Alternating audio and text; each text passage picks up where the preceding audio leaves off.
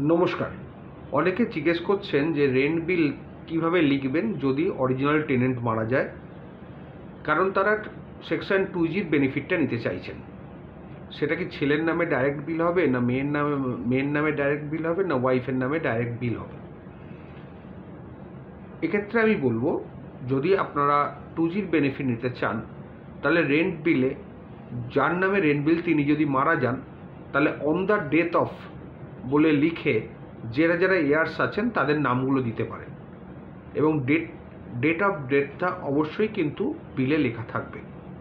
তার ইয়ার্সদের নাম দেওয়া থাকলে ইয়ার্সটা নিউ টেনেন্স হিসেবে ক্লেম করতে পারবেন না, কারণ সেখানে বিলে পরিষ্কার লেখা হচ্ছে on the death of such and such person they are the heirs came into the picture. যদি তাই হয়, সেক্ষেত্রে তারা এটা দাবি করতে পারবেন না কোর্টের কাছে যে আমাকে ফ্রেশ টেনেন্সি ইস্যু করা হয়েছে।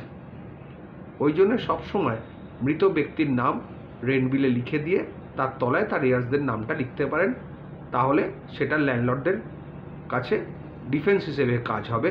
পরবর্তীকালে টেনেন্টরা কিন্তু এটা কোনো আলাদা ফ্রেশ টেনেন্সি বলে ইউজ করতে পারবে না বা ক্লেম করতে পারবে না।